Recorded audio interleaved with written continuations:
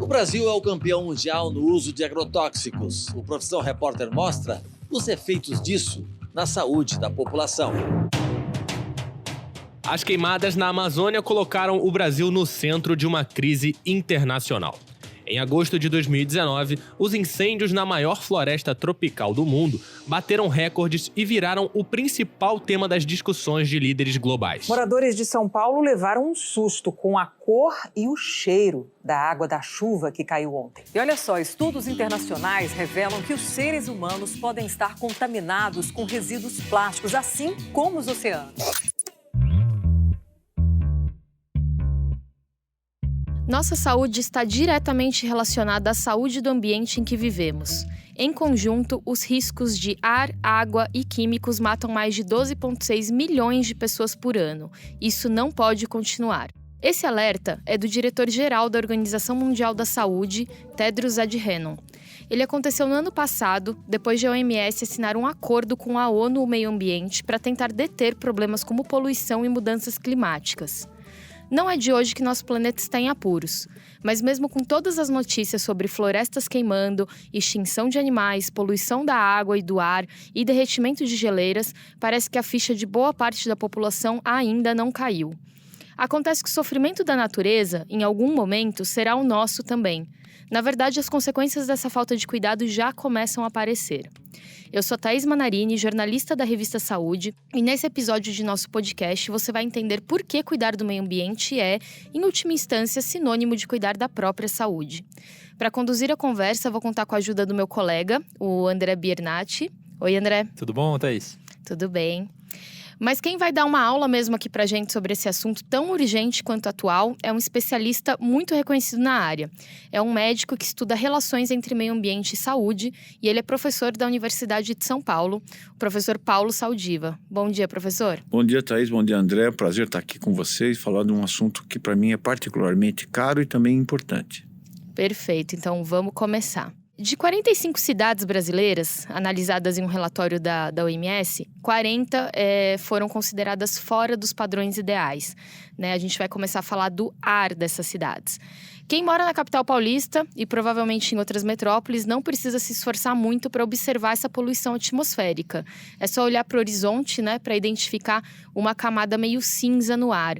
E ela fica ainda mais visível em um dia azul, que era para estar super bonito, mas a gente vê aquele cinza ali poluindo. Professor, no seu currículo, a gente estava dando uma olhada, consta que o senhor é gaitista e ciclista. Então eu quero começar falando sobre a escolha da bicicleta, Ela é um meio de locomoção que menos contribui para esse cenário cinza no nosso ar? Veja, bom, primeiro eu escolhi a bicicleta muito antes de estudar a poluição. Então, é porque eu gosto de andar de bicicleta. Depois é que eu fui estudar a poluição, porque eu era asmático e sou ainda.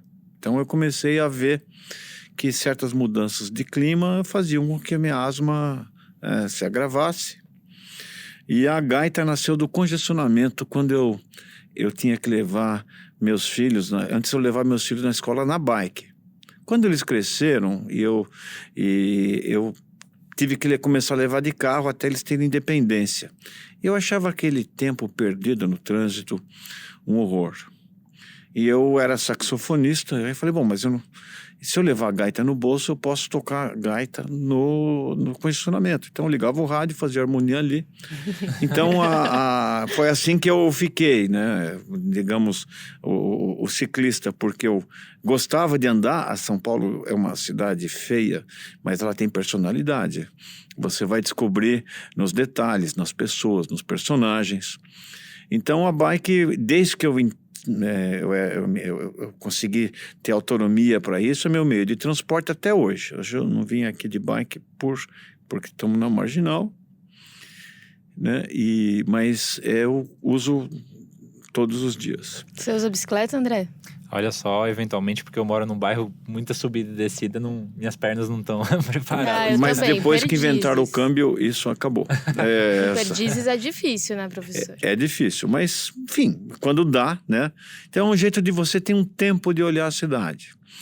E a cidade passou a ser, então, um laboratório vivo, Você vê na cidade Nós temos talvez o maior manicômio a céu aberto nas calçadas de pessoas alcoólatras, dependentes de drogas, esquizofrênicos. Nós podemos ver a poluição nas árvores, quando elas mudam de cor, elas estão escuras no tronco voltado para a rua. Os líquens desaparecem, né, da face exposta para a rua, vão se esconder atrás do outro lado. Aí começou a surgir uma ideia disso da poluição pela impregnação de metais na casca de árvore. E por força da minha profissão, como patologista, nós fazemos muita autópsia na Faculdade de Medicina, no serviço de verificação de óbitos. E você começa a ler a cidade no corpo das pessoas. Você começa a ver, por exemplo, nós temos uma tatuagem de fuligem dentro do pulmão. Aquela fuligem que a gente tira do rosto, a gente vê em todos nós. Nós conseguimos ver isso, fotografar e medir a área da superfície do pulmão coberta por essa fuligem, que é uma cicatriz onde aprisionou aquela grafite que vem temperada com metais e outros compostos. E você contém os fumantes, então você consegue saber a comparação do fumo contra não fumante, porque você conversa com a família, você pede autorização para poder usar aquela foto para uma pesquisa, você vai devolver a causa de morte, né, para uma pessoa que está lá esperando para saber, e sabe quanto ela trabalhou, ocupação, tempo de residência. E sabe que em média a gente fuma 4 cigarros por dia. E sabe quem fuma mais? Embora a poluição pela rede de monitoramento esteja mais no centro da cidade, onde tem mais trânsito, onde tem mais carros, quem tem mais daquela tatuagem, a área tatuada é maior, na periferia. Porque são eles que passam mais tempo no trânsito. As novas chaminés, eu estou aqui, né? Eu estava olhando a marginal do Tietê, o rio Tietê está muito poluído, mas o risco é 0, porque você não é obrigado a beber daquela água nem tomar banho naquele rio. Mas aquelas emanações, aquelas emissões dos canos de escapamento que te circundam, você não consegue evitar. Portanto, quanto mais tempo você perde no tráfego, mais poluição você leva. Que são justamente as pessoas que moram na periferia que têm menos tempo para cuidar de si próprios, para dormir. Você pode estar com dor, mas você vai trabalhar, vai esperar uma folga do seu trabalho quando você tem para ir procurar, talvez no final de semana, uma assistência num pronto-socorro, porque as unidades de saúde estão fechadas. Então essa é a dinâmica que a cidade fez. Ela cresceu, se tornou desigual, e a gente anda com dinossauros que emitem, quer dizer, apostou, não com os dinossauros de motor a combustão, que é uma invenção do século XIX, que ainda estão aí, foi melhorado, mas está chegando no limite. E nós apostamos em transporte individual. E a cidade, então, cresceu, e como ela vende serviços cada vez mais, tem pessoas andando, né, de um lado para o outro, né, se locomovendo, e com isso nós vamos não só emitindo poluição e também recebendo. Por isso, quando você pergunta, a bicicleta é um jeito bom de evitar a poluição? Porque você não emite. Mas você recebe, né? Você recebe, mas é menos, porque o tempo no condicionamento é menor. Menor. Eu já medi, eu tenho interesse pessoal nisso. Você não fica tanto parado, Você né? não fica parado e você pode usar rotas alternativas. Sim. Né? Porque quando você vai chegando nos corredores, se você usar as vias de menor trânsito, você consegue não ter aquela emanação. Quem está no ônibus esperando, né, ali, não tem para onde ir, é a rota do ônibus. Então, e a bicicleta, principalmente para pessoal de baixa renda, é a única chance que ele tem de se exercitar. A bicicleta, quem trabalha muitas horas por dia, o único jeito dele fazer exercício e, digamos, sair desse sedentarismo, porque o trabalho hoje, muitas vezes, ficar sentado, digitar e dar um enter ou ficar parado atrás de um balcão. É durante a locomoção. Se você, então a bicicleta é um jeito de você colocar o exercício que foi programado para nós, desde que somos caçadores, coletores e adaptamos o nosso aparelho de locomoção para caminhar longas distâncias, em busca de alimento ou caça, a gente perdeu quando se tornou, nós trocamos 2 sapatos por, acho que 6 pneus, 4 no chão, um no step e um na cintura. Isso. Então, eu acho que a gente tem... o transporte ativo é uma das formas mais eficientes de promoção de saúde, tanto por evitar emissões, quanto pelo benefício que o exercício prolongado, contínuo, te dá. E, professor, pensando nas fontes, né, poluentes que a gente tem numa cidade grande, né, pegando o exemplo de São Paulo, nós temos os carros, né, os ônibus, motocicletas, indústrias. É possível medir o impacto de cada uma delas? Quais seriam mais poluentes que outras? Tem como. Sabe aquela fuligem? Se você pegar e analisar quimicamente, você tem a assinatura das fontes. É como se fosse o DNA das partículas. E você consegue, então, fazendo uma série de amostras, tem métodos estatísticos e químicos que permitem você saber quem contribui para aquilo. Na média, em São Paulo, as indústrias saíram. A cidade... Ficou muito caro ter uma indústria, porque à medida que ela vai se tornando em serviços, não só expulsa as pessoas, como também as indústrias. Quando um bairro muda de residencial para comercial, o valor do imóvel e do aluguel vai lá para cima. E as pessoas vão morar mais longe, vai desertificando a cidade. Quem mora na Berrini hoje, quem mora na Faria Lima, eram lugares que tinham pequenas residências, mas hoje viraram desertos, né, do ponto de vista de moradia. Quer dizer, você lota de dia durante o serviço, mas à noite ninguém mora mais. Então, as indústrias saíram, e a única indústria que acho que permanece em São Paulo é a construção civil. É a única que se mantém forte, porque construir a cidade é uma atividade altamente rentável. Só que a indústria da construção civil, ela usa, de acordo com os interesses dela e os princípios que ela tem, o solo não como um common, mas como uma commodity. Então, o planejamento urbano segue exatamente as regras de mercado. Quanto mais bem provido de serviços um pedaço da cidade, mais caro é o valor do metro quadrado. Então, quem menos pode vai morando cada vez mais longe. Até você ter, por exemplo, você pega o Minha Casa Minha Vida, ou então mesmo, vamos pegar um exemplo que aconteceu, que é a cidade de Tiradentes, quando foi feita, né? Era uma fazenda na Zona Leste e colocou no início, na primeira fase, quase 80 mil pessoas na primeira fase, onde não tinha transporte, saúde, educação, segurança, né? Então, aquelas pessoas perdiam horas para ir, horas para voltar, subtraíam tempo da sua vida, ficavam expostos à poluição, você demanda tráfego, e o que é pior, quem pagou depois transporte, educação, saúde e segurança foi um imposto de todos nós.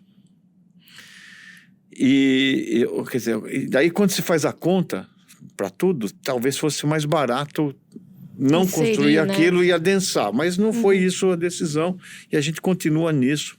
Se olha nos Minha Casa Minha Vida, é tudo longe, porque o valor que determina o auxílio da construção é o preço do metro quadrado. Isso fez com que a grande fonte de poluição passasse a ser mobilidade. Do que emite, o diesel é o mais tóxico, e a gente tem tentado domesticar o diesel, melhorando a qualidade do diesel ou melhorando a tecnologia dos motores. E existem novas tecnologias disponíveis para isso, ônibus híbridos, ônibus a célula de hidrogênio, ônibus movidos a biomassa, combustível derivado de biomassa, ônibus elétrico. Só que, de novo, se você pensar só dentro da caixa, é mais barato o diesel, porque o diesel é subsidiado, o elétrico paga tarifa de pico às 6 da tarde, quando você precisa pôr mais ônibus, o diesel não, é o mesmo preço. Quando o ônibus diesel velho, quer dizer, fica 10 anos, ele está morto, você pagou com a tarifa o preço do ônibus, mas ele não morreu. Ele vai ser vendido para outra cidade, então ele tem uma margem de lucro maior. Agora, quando você vai ver o custo causado por essa opção, em termos de internações, em termos de morte prematura e perda de ano de vida produtivo, você vai ver que não compensa, nem do ponto de vista econômico. Então, a dificuldade é essa economia expandida e os subsídios, porque o empresário não vai fazer o bem perdendo dinheiro, não é assim que funciona. A indústria do cigarro é a mesma coisa, mal comparando. A indústria do cigarro arrecada imposto, mas cada unidade de imposto investido, você gasta 3 de externalidade. Você acha que a indústria sai disso, quer dizer, faz mal, eu vou sair do negócio? Não é assim. Mas no transporte dá jogo, porque se você... E é o que aconteceu nos países europeus e algumas cidades norte-americanas, eles perceberam, na China, por exemplo, se percebeu que gastava muito dinheiro com alternativas energéticas desfavoráveis. Resultado, eles estão banindo o diesel como transporte público nas grandes cidades. O que acontece aqui com a gente? Nós tínhamos a mesma lei para 2018, nessa nova licitação, você proibiu o uso do diesel, foi adiado por 20 anos. Não é como construir uma ponte. Quer dizer, você pode construir daqui a 20 anos. Porque quem morreu antes desses 20 anos não volta. E olha, de morto, eu entendo. Nunca vi ninguém voltar. Então, e a gente está perdendo dinheiro por falta dessa visão mais sofisticada de como você pode, ao deixar de gastar com as externalidades, dar um subsídio para que seja economicamente viável para uma empresa operar um transporte limpo na cidade de São Paulo. Perfeito. Professor, recentemente, São Paulo escureceu às 3 da tarde, né? Isso virou notícia no Brasil inteiro. E a gente leu que isso teve muito a ver com queimadas na Amazônia. Queria saber se essa informação confere e o que tem nessa fumaça, já que a gente está falando aqui do ar. Bom, a fumaça de queima de lenha, pode ser floresta, lenha para aquecer casas ou cozinhar, né? Ela é tóxica. A gente sabia isso, tem experimentos em São Paulo na queima da cana-de-açúcar que provocava dano, e isso levou a um protocolo de redução das emissões, porque acontecia no lugar com um nível de cidadania maior, né? E o protocolo foi legal, porque as cidades às vezes dependiam do cultivo da cana-de-açúcar e negociaram um processo de redução progressiva da queima e aumento da mecanização, porque de tal forma a preservar o negócio.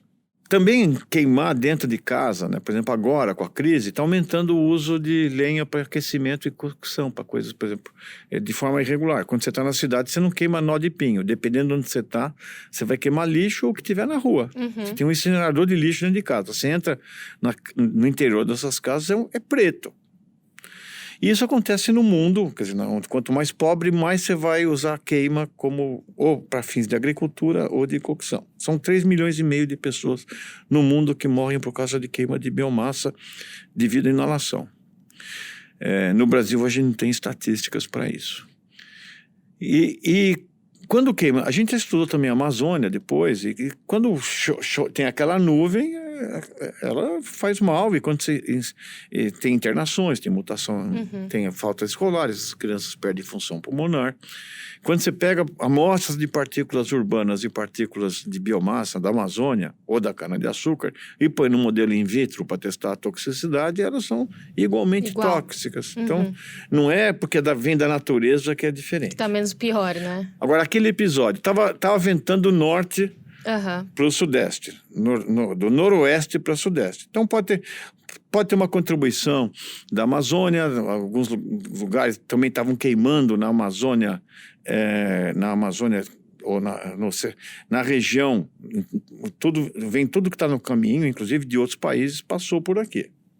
Esse escurecimento sempre ocorreu, só que acontecia em cidades invisíveis com populações invisíveis na região nordeste, na região norte e centro-oeste.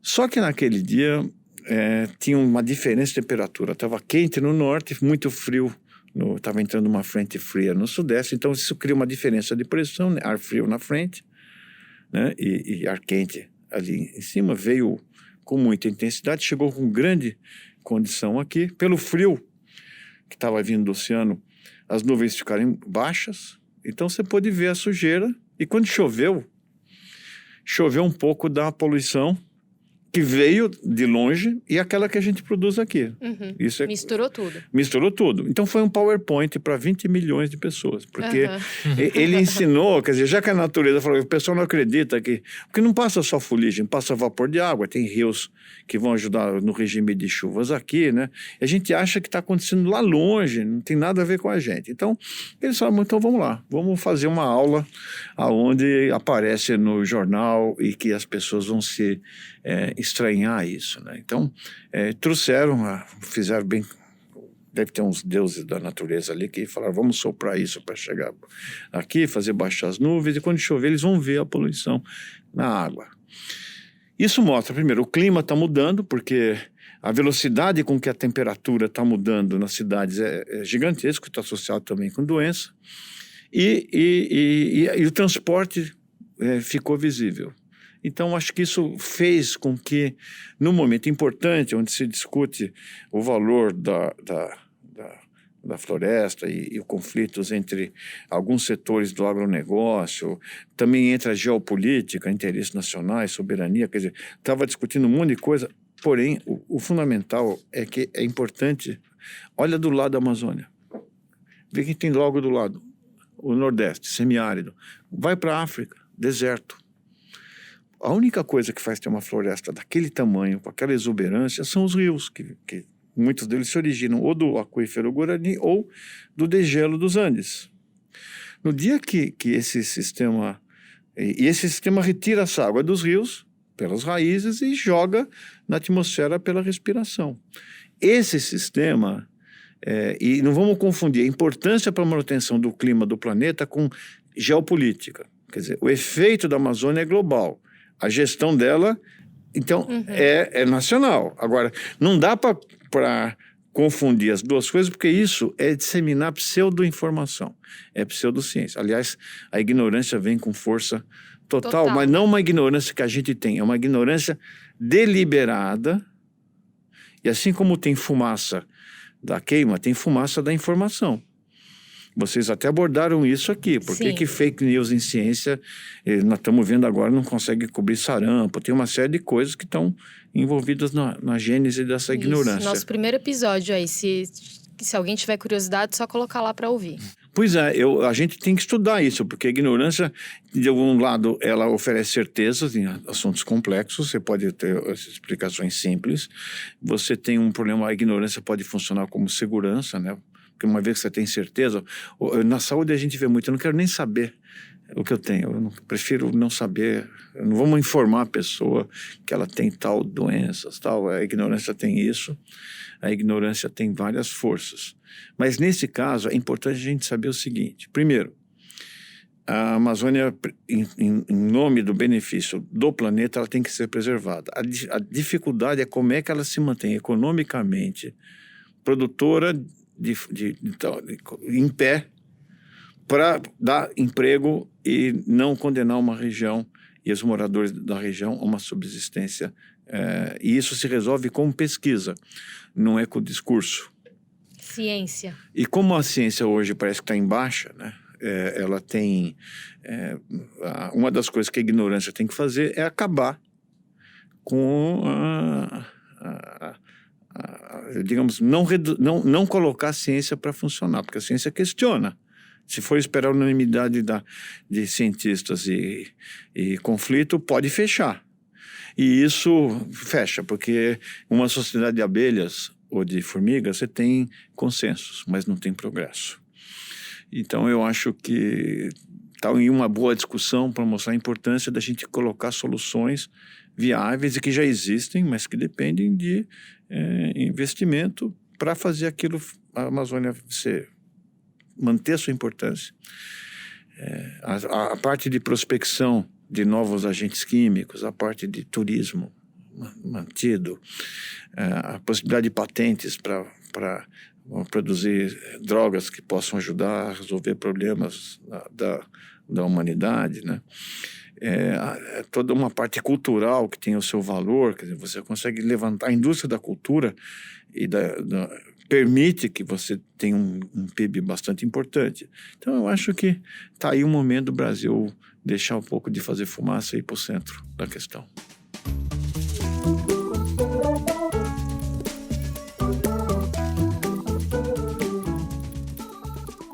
A gente sempre ouviu que o correto mesmo seria chamar nosso planeta de água e não terra, tamanha a abundância desse elemento por aqui. Para ter ideia, estima-se que cerca de 70% da superfície do planeta é coberta por água, né, em estado líquido. Rodeados de oceanos, lagos e rios, muitas vezes a gente não encara esse recurso como finito. Professor, por que isso é um perigo? Veja, a água, ela não vai sumir, ela não desaparece. Mas se esquentar muito, ela vira vapor, a gente não pega, evapora. E se ela ficar suja? A gente não bebe. A gente não bebe, né? Então, vamos analisar. O São Paulo, né? Quando você olha... desculpa eu falar muito de São Paulo, mas é que eu tenho um caso de amor com a cidade e é o meu laboratório. Então, não é que... Eu sei que isso vai ser visto em outras partes do Brasil, não é que eu sou... né? Ainda tem uma coisa de ser metido que tá na USP, né?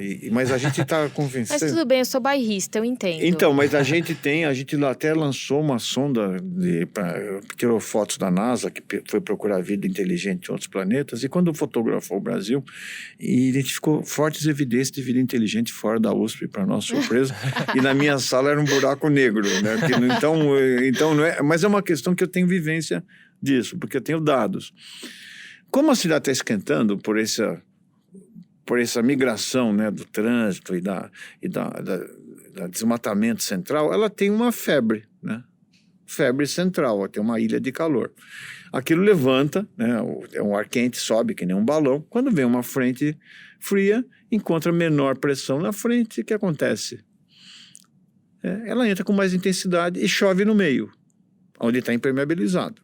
Então, as chuvas importantes, historicamente, você pegar a série histórica, elas estão se deslocando da periferia, onde estão os mananciais, e vindo para o centro. Quando ela chove aqui no centro, ela vai cair em bueiros imundos, vai cair nos rios que a gente transformou em latrinas, e você vai conseguir recuperar essa água a 300 a 400 quilômetros de distância, que é o tempo de depuração que acontece pela luz solar, pelo UV e pela sedimentação do esgoto e do lixo ao longo do caminho. Então, o rio Tietê, por exemplo, o rio histórico, né, ele vai ter água adaptada.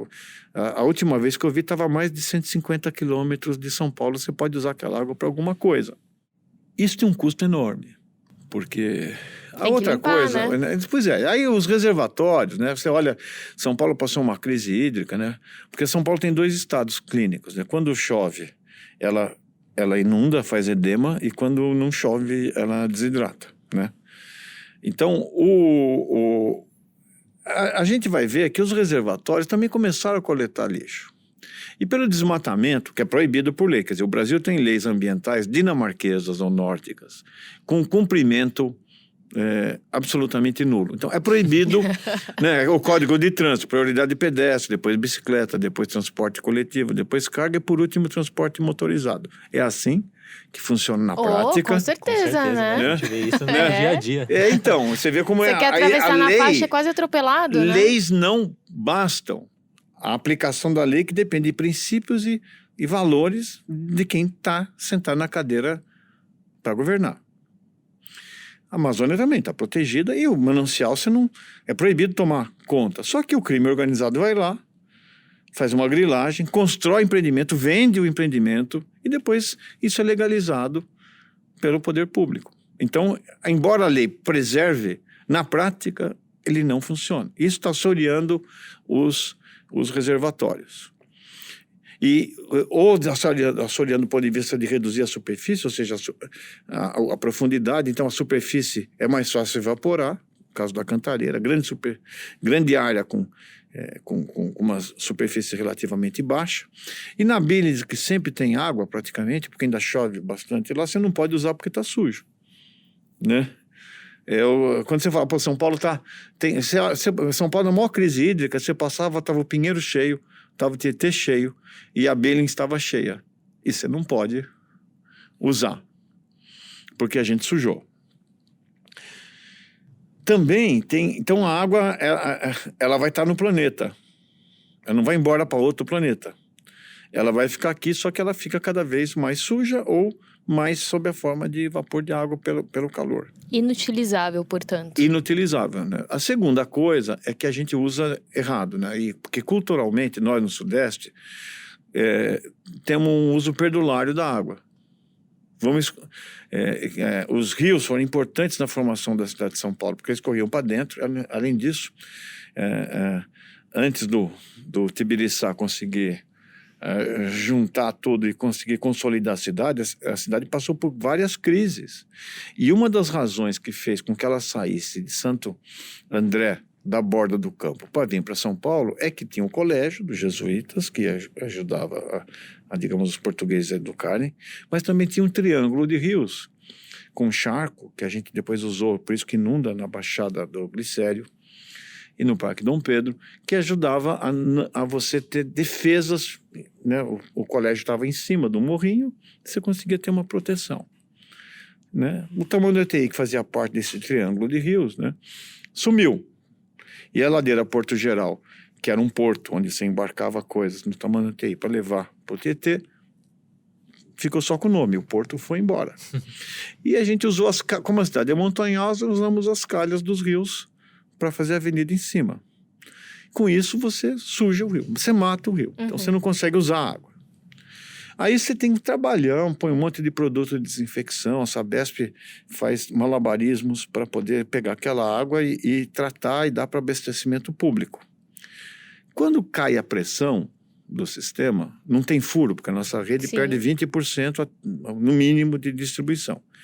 O furo da tubulação, quando a pressão tem água dentro do cano, você perde a água, vai para fora. Mas na hora que você fechou e vai fazer um rodízio, cai a pressão no tubo, aquela coisa entra para dentro. Então, se tiver um vazamento de esgoto do lado, todo aquele trabalho que você fez para limpar no ponto de distribuição, ele se contamina no caminho. Então, toda vez que abaixa... E aí as pessoas, quando também tem outro risco, elas vão pegar a água. Se acabou a água da Sabesp, eles vão pegar do poço que tiver do lado, que às vezes tem contaminação por coliformes e outras coisas desse tipo, por esgoto. Então, todo o período que falta água, em São Paulo, aumenta as doenças infectocontagiosas, aumenta a demanda de diarreia em crianças que tiram isso de letra, mas idoso talvez não. Se ele tiver se ele tiver um vaso próximo a fazer um trombo, se você perder volume, o sangue fica mais espesso, e isso significa que é um risco de um infarto. Professor, e além dessa questão, a gente vê muito hoje a preocupação com o plástico, né? Tem aquelas megas ilhas de plástico vagando pelo oceano, aqueles vídeos terríveis de animais, né, engasgando ao ingerir plástico. E vemos, né, por outro lado, algumas iniciativas de tentar banir canudos, copos de plástico, enfim. Qual que é o impacto que o plástico tem, né, nessa questão da poluição da água? E essas medidas que estão sendo tomadas são suficientes para combater esse problema? Não, elas são suficientes para alertar para o problema. O canudo, ele é simbólico, né, porque ele poderia ser substituído por equivalentes já existentes, mas toda a ideia de plástico biodegradável vai ter que ser colocada. É mais caro, mas é mais barato do que limpar depois a porcaria que a gente fez.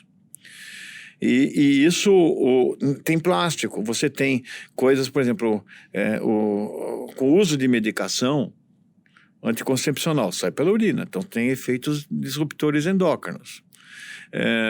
Antibiótico que a gente descarta, né? Antibiótico, mas não é isso, da produção animal. Você tem que... Existe o uso sistemático de antibióticos em criação de frango, de suínos, né? Que você dá para... Só que isso vai embora para os rios. Então, você começa a ter desenvolvimento de bactéria multiresistente pelo descarte de medicamentos, né? Quimioterapia para animal vai para a água. É difícil tirar isso. E tem os pesticidas, né? Os pesticidas, não, como é que chama? Agora é defensivo... Não, produto fitossanitário. O defensivo agrícola também. Isso, que tem um problema, geralmente no entorno, quando ele vai para a água, ele vai, e se a cidade pega a água desse rio, que foi, digamos, a erosão levou, né, a chuva, o que estava na plantação, leva para o rio, vai levando a consequência. Recentemente, saiu um artigo de um consórcio de pesquisadores brasileiros que acompanhou bacias de rio no Paraná, que tem bastante uso de produtos fitossanitários. E quando você vai analisar quimicamente, primeiro, tem coisa que é proibida no Brasil sendo usado, contrabando. Não é só droga, arma, também vem pesticida. Até DDT você encontra, que é banido. E segundo, a concentração e um marcador de notificação compulsória que os pesticidas fazem é malformação congênita em criança. Então você vê que a concentração, do nível de concentração de pesticidas no curso dos rios, nas cidades que fazem a coleta nessas regiões, está associado com o aumento do número de risco. Quanto mais desses resíduos tiver, maior a taxa de malformação congênita em criança, não é? E isso é uma informação importante, dizendo que a gente tem muito para melhorar nisso. De novo, a lei que está tentando ser mudada, a lei que está, ela não é a ideal, mas também não é ruim. O problema é que você não consegue cumprir. Não consegue cumprir. Porque os mecanismos de fiscalização ou não estão capacitados, ou existe uma certa leniência, como existe com o Código de Trânsito, como existe com os mananciais, como existe com a Amazônia. Quer dizer, o Brasil é o único lugar que você pode fazer um comunicado na internet. Eu vou fazer o Dia do Fogo. Sim. E não acontece nada, né? Então, porque existe uma boa vontade, como com os crimes de trânsito.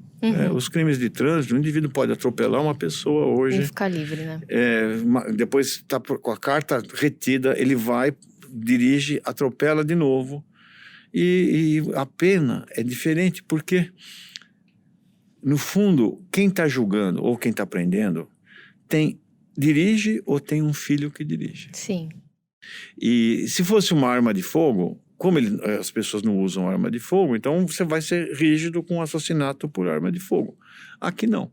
Como a gente também dirige ou tem medo, se amolece a aplicação da pena.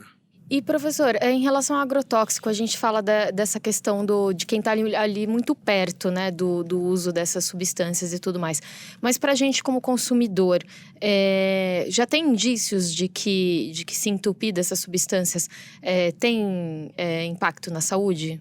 Quanto menor a concentração, mais difícil de observar o efeito, né? Então, por trabalhador, você tem certeza disso. Para as populações das cidades no entorno, você tem algumas evidências científicas bastante sólidas. Agora, para a população, em geral, os sistemas de fiscalização de alimentação no Brasil são adequados. Então, você não é na gôndola do supermercado que você vai ver isso, e se for ver, o efeito ainda você não tem quantidade de evidência científica para mostrar isso em estudos no Brasil.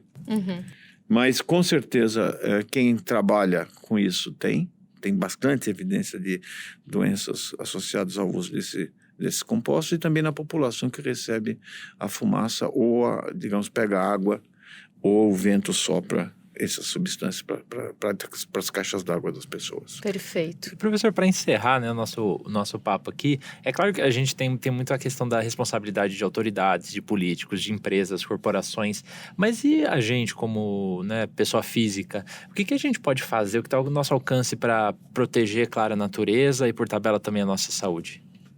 Eu acreditava que a gente não tinha muito o que fazer hoje, mas eu estou mudando e ficando mais otimista, né?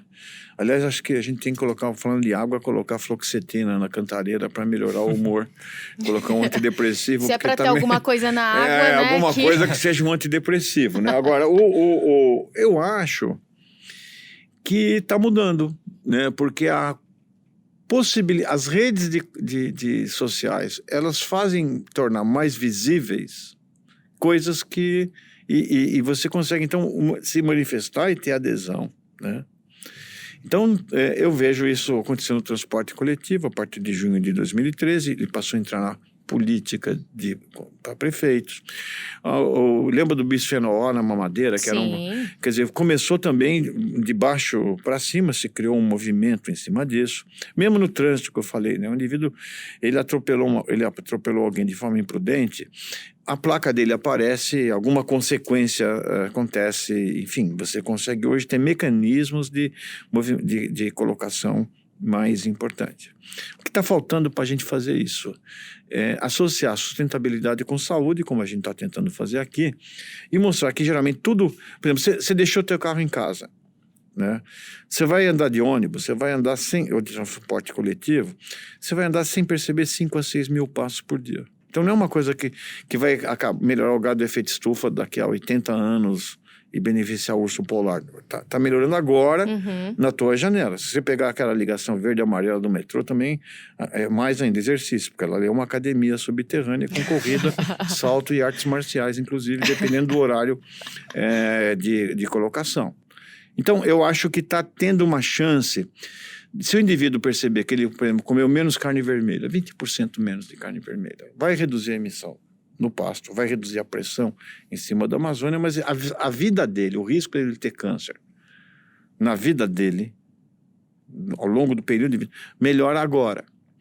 Então, a gente não pode ignorar que egoísmo é um sentimento natural do ser humano. Então, o altruísmo, ele é o que a gente diz, mas então o indivíduo que for tomar essas medidas, ele fala, estou fazendo isso para salvar o planeta, mas também para me salvar. Eu não sei se nessa ordem. Então, eu acho que essa parte de traduzir os co-benefícios imediatos à saúde das práticas sustentáveis para o planeta em longo prazo, seja uma atração, uma forma de atrair mais pessoas para essa questão.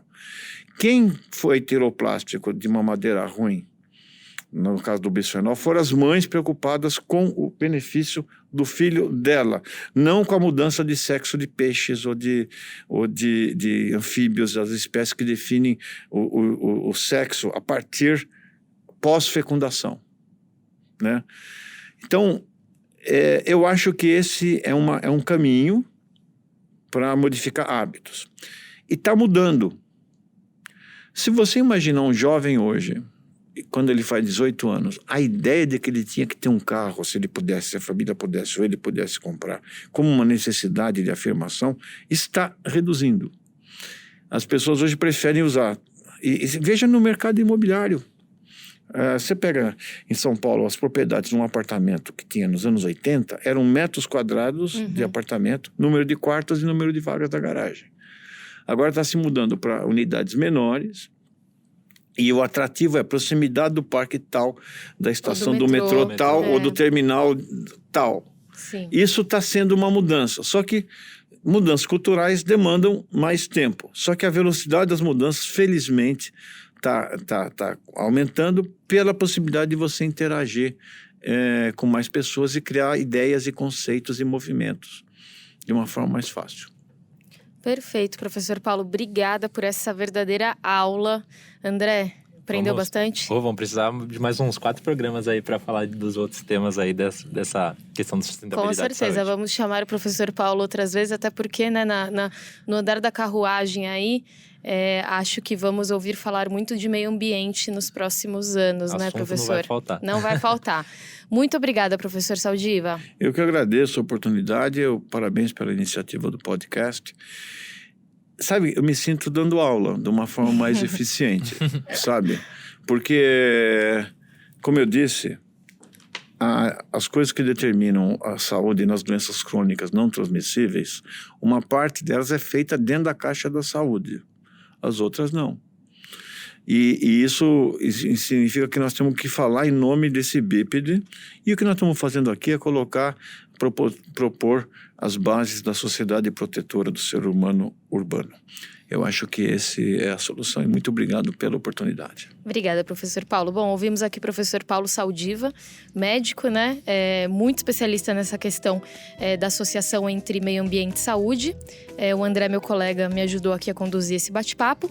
E agora a gente quer chamar vocês, ouvintes, para participarem dos próximos episódios, né? Mandem e-mails para saude.abril@atleitor.com.br para sugerir novos temas. E comente lá nas nossas redes sociais sociais pra gente saber o que vocês estão achando. Queria agradecer também aqui na mesa de som o Rafael Bertazzi, nosso primeiro ouvinte aqui de sempre. E um abração, pessoal. Até a próxima.